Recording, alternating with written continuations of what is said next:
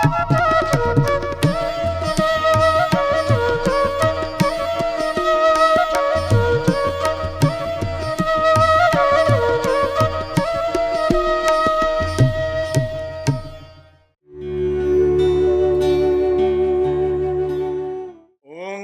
बिंदु संयुक्तम नित्यं ध्यायन्ति योगिनः कामदं मोक्षदं चैव ओंकाराय नमो नमः। ओम शांति शांति शांति। उपस्थित है मेरे प्यारे आत्मीय जन और आप सबके इस शिविर के मुख्य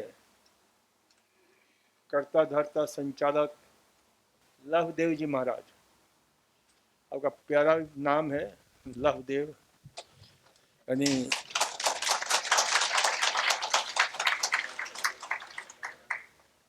प्यार के देवता हैं ये,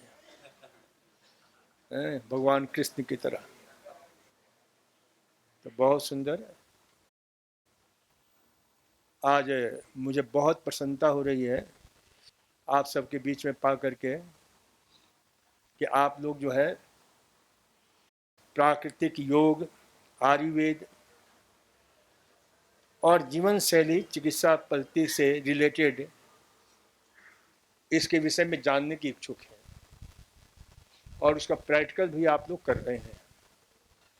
तो बहुत प्रसन्नता है, क्योंकि प्राकृतिक चिकित्सा का मूल अवधारणा जो है भगवान कृष्ण का जो है वक्तव्य है, उसी पर, यानी जो फिलॉसफी है हमारी प्राकृतिक चिकित्सा की, तो प्राकृतिक चिकित्सा की बेसिक फिलॉसफी, इसका मूल दर्शन जो है भगवान श्री कृष्ण का वक्तव्य है कि युक्त आहार विहारस्य युक्त चेष्टस्य कर्मसु युक्त स्वप्नावबोधस्य योग भवति दुःखः। यानी किसी भी रोग का, चाहे वो शारीरिक रोग हो, चाहे मानसिक रोग हो, चाहे मनस्नाविक रोग हो, जिसको हम बोलते हैं psychic problem, psychosomatic problem, psychoneurotic problem, neurotic problem, उन सब का कारण है आपका हमारा गलत आहार विहार विचार व्यवहार एवं संस्कार। यानी युक्त नहीं है, सम्यक नहीं है, संतुलन नहीं है, उसमें हार्मोनी नहीं है। तो इस प्रकार के आहार लेने से सभी प्रकार बीमारियां होती हैं और उस आहार को यदि सुधार लिया जाए तो स्वास्थ्य तो अपने आप मिलता है। स्वास्थ्य उसका प्रतिफलन है, उसका रिजल्टेंट है। यदि हम गलत ढंग से रहते हैं, गलत ढंग से खाते हैं, गलत ढंग से जीते हैं, गलत ढंग से हमारा जीवन शैली होता है, लाइफ स्टाइल होता है, तो सारी बीमारियां होती हैं। अब ये गलत ढंग है क्या? आप लोगों को जान करके आश्चर्य होगा कि आप सभी के जितने विश्व के प्राणी हैं, उन सब प्राणियों के अंदर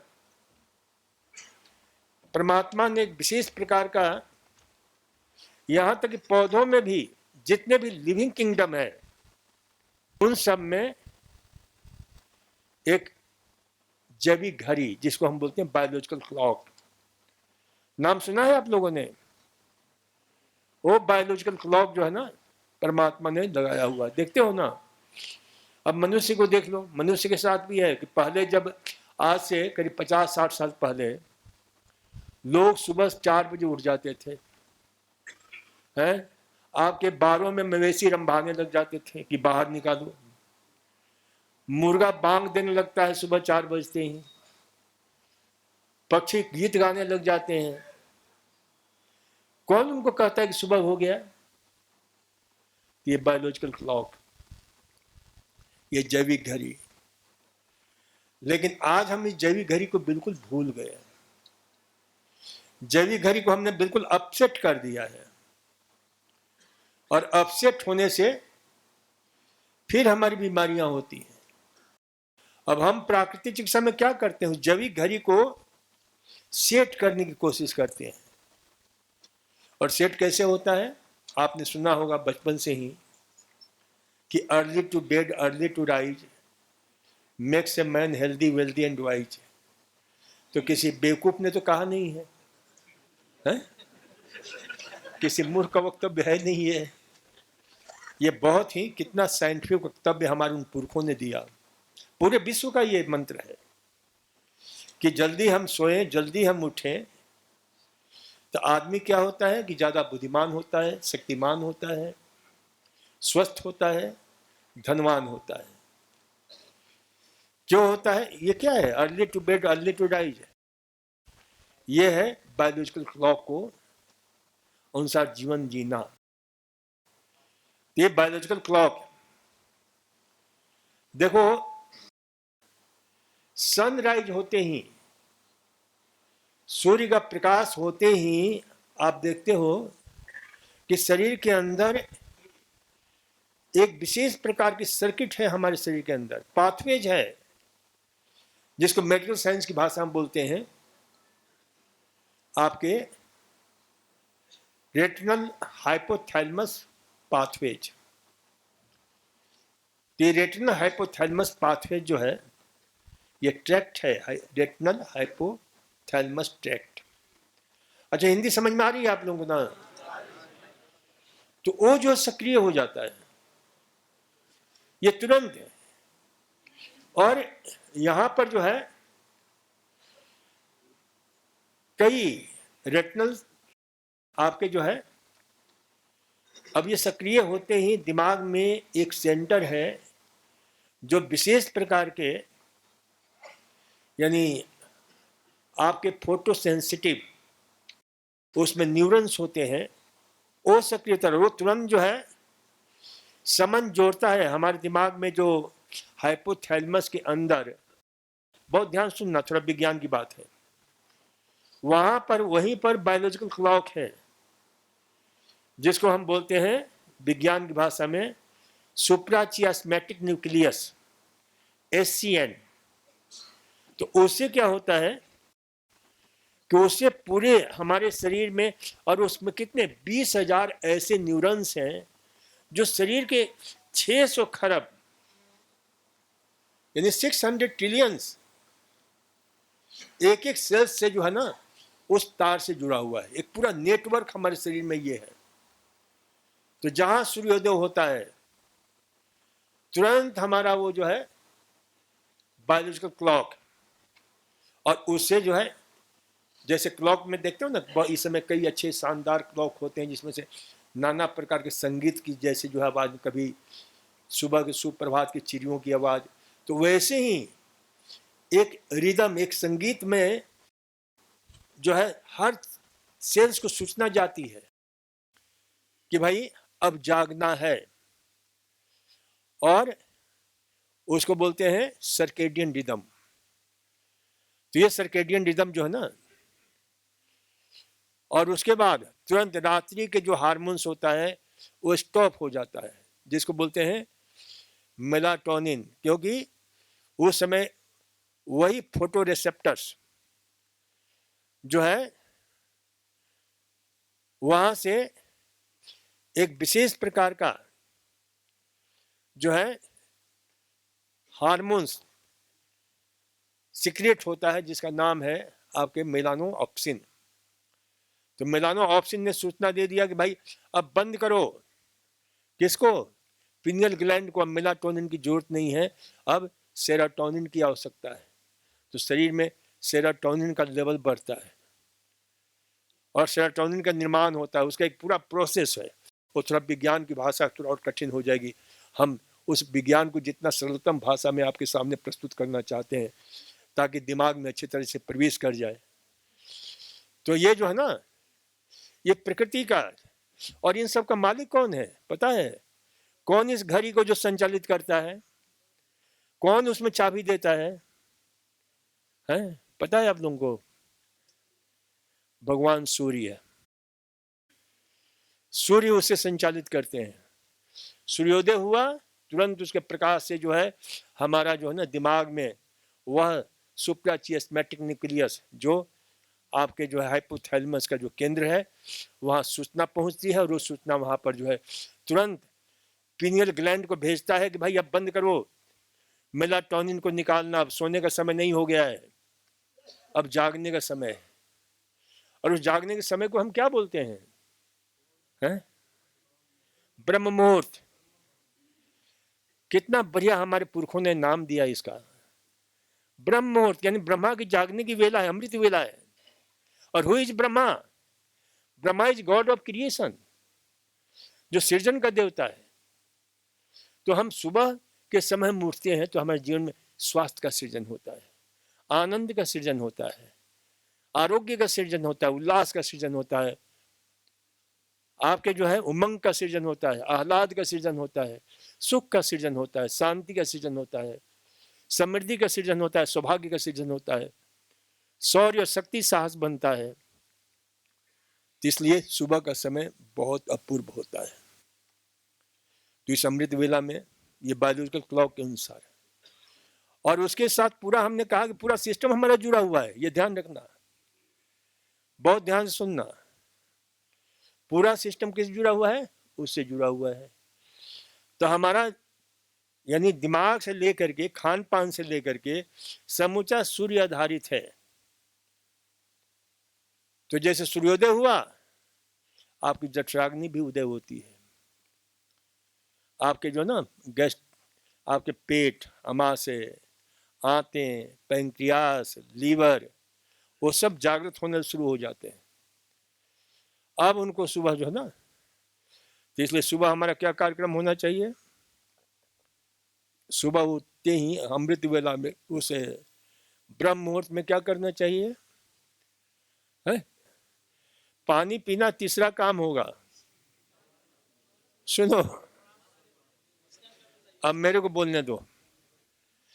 सर्वप्रथम आंख खुलते ही पहला काम मुस्कुराने का रखो। क्या करोगे? मुस्कुराना है। Smile with loving and joyous heart. खूब अच्छी तरह से प्रेम से मुस्कुराएं। और जो भी आपके इष्ट हो ना, राम हो, बुद्ध हो, कृष्ण हो, शंकर भगवान हो, विष्णु भगवान हो, जो भी हो उनको याद करो। अब देखो, भगवान शिव को मानने वाले आप लोग ज्यादा होंगे, मेरे को लगता है कि शंकर भगवान को, जिस भगवान को ही मानते हैं, तो उनके चित्र को देखा होगा, कितना सौम्य चेहरा है भगवान शंकर का, है? गले में सांप लिपटा हुआ है तो भी क्या सौम्यता है चेहरे पर। सांप क्या है? मृत्यु का प्रतीक है ना, मौत का प्रतीक है। फिर भी कहीं उनमें ये नहीं है, कितना सौम्य, इसमें मुस्कान है चेहरे पर, मधुर मुस्कान है। और तो क्या इंडिकेट करता है? जितने भगवान है, विष्णु भगवान को देख दो, शांताकारम भुजग सहनम पद्मनाभम सुरेशम, काहे पर लिपटे बैठे सोए हुए हैं? सर्प पर। और सर्प क्या है? मौत का प्रतीक है, दुख का प्रतीक है, रोग का प्रतीक है। तो उन अवस्था में भी यदि आप मुस्कुराते हो ना, और कृष्ण को याद किया, बुद्ध को याद किया, राम को याद किया, शंकर भगवान को याद किया, उससे चेतना से जुड़ जाते हो। क्योंकि इस कॉस्मस में हर प्रकार की चेतना है। बुद्ध की चेतना है, कृष्ण की चेतना है, राम की चेतना है, राम कॉन्शसनेस है, कृष्ण कॉन्शसनेस है, भगवान शंकर कॉन्शसनेस है। और दूसरी तरफ रावण कॉन्शसनेस भी है, आपके जो है कंस कॉन्शसनेस भी है, तैमूर लंग का भी कॉन्शसनेस है, औरंगजेब का भी कॉन्शसनेस है, चंगेज खां का भी कॉन्शसनेस है। क्योंकि हर प्रकार की चेतना है इस कॉस्मस में। तो हम किस कॉन्शसनेस को हम आह्वान करते हैं, ये हमारे ऊपर निर्भर करता है। मेरी बात समझ में आ रही है आप लोगों को? आप मुस्कुराते हुए राम को याद करते हो, राम की चेतना से भरपूर हो जाते हो, आनंदित हो जाते हो, आप देखो ना, जब आप गुस्सा करते हो, उस गुस्से में सिर्फ आपका गुस्सा नहीं होता है? उस समय कंस का भी गुस्सा हो सकता है, औरंगजेब का भी गुस्सा हो सकता है। रोज अखबारों में पढ़ते हो, बेटे ने अपने माँ को मार दिया, पिता को मार दिया, काहे के लिए? थोड़े से पैसे के लिए। क्यों?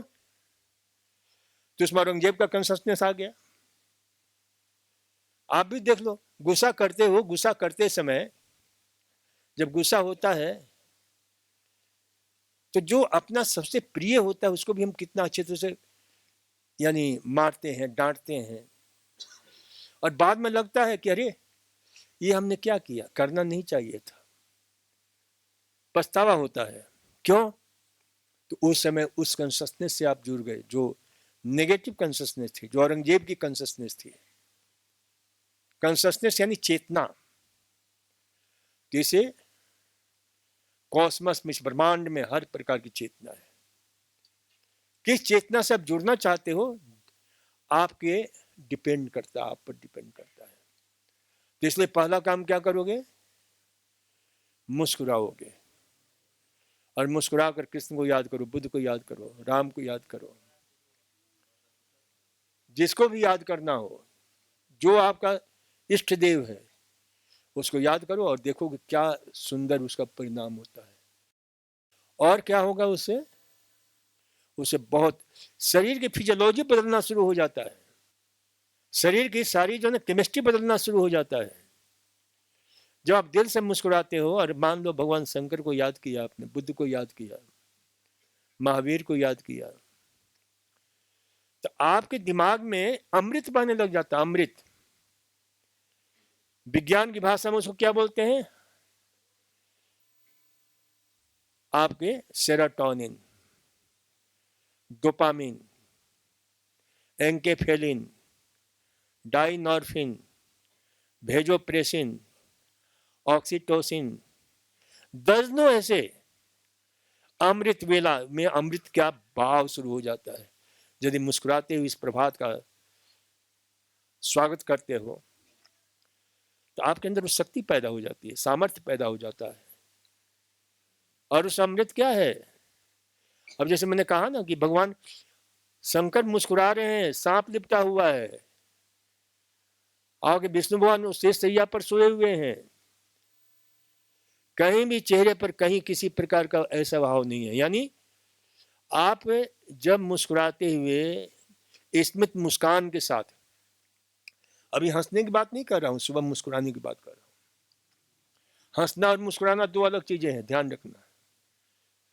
क्योंकि हंसने के लिए सेकंड पर्सन चाहिए, थर्ड पर्सन चाहिए। मुस्कुराना बिल्कुल अपना इंडिविजुअल मामला है। हंसना थोड़ा वायलेंस हो जाता है, मुस्कुराना नन वायलेंस है। क्योंकि रात को 1 बजे नींद खुले आप आराम से मुस्कुरा सकते हो, लेकिन रात को 1 बजे नींद खुले और कहो कि नहीं मुझे हंसना है, तो 2-4 दिन हंस करके देख लेना कि होता क्या है आपके साथ में।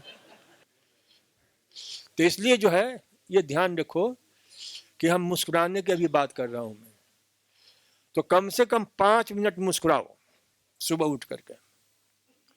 नहीं मुस्कुराहट आ रही है, क्यों कई लोग मेरे से ये प्रश्न पूछते हैं कि डॉक्टर साहब आप कहते हो मुस्कुराने की, और बिना बात के हम कैसे मुस्कुराएं? तो मैं उनसे कहता हूं कि अरे भले आदमी, बिना बात के आप दुखी हो सकते हो, तो बिना बात के मुस्कुराने में क्या दिक्कत हो रही है? हा? तो अब बिना बात के हम मुस्कुराएंगे, और बिना बात के हम मुस्कुराएंगे तो हमारे शरीर में जो बीटा एंडोर्फिन है, एंकेफेलिन है, डाइनॉर्फिन है, ये क्या करता है? मैंने कहा ना कि भगवान शंकर से प्रेरणा लो, विष्णु भगवान से प्रेरणा लो। मुस्कुरा रहे हैं, कोई दर्द नहीं, कोई भय नहीं, बिल्कुल निर्भय। तो ये हमें निर्भय बनाता है। कहीं दर्द हो, कहीं पीड़ा हो, उसको खत्म करता है। ये पीड़ा नाशक, ये मॉर्फिन क्या है? डाइनॉर्फिन, आपके बीटा एंडोर्फिन। मॉर्फिन का नाम सुना ना? जब दर्द होता तो इंजेक्शन दिया जाता है, दर्द को समन करता है। ये शरीर स्वतः पैदा करता है, और उसमें कुछ नहीं करना, मुस्कुराना है। 5 मिनट मुस्कुरा लो सुबह सुबह, और फिर देखो क्या परिणाम आता है आपके अंदर। और हर काम में वो मुस्कुराहट झलकेगी। आपका काम भी बहुत परफेक्ट होगा, बहुत अच्छा होगा। आपकी याददाश्त, मेमोरी बढ़ जाएगी। आपकी नींद, आपकी भूख, आपकी सभी कुछ प्रभाव डालता है। तो ये जो ना छोटा सा प्रयोग, ना किसी से मांगना है, ऐसा भी नहीं है सुबह, ये तो बिल्कुल इंडिविजुअल मामला है। ऐसा थोड़ी हम कहेंगे भाई एक कप मुस्कुराहट ला करके देना है। ये आपके पास में है, जब चाहो तब इसका उपयोग कर सकते हो।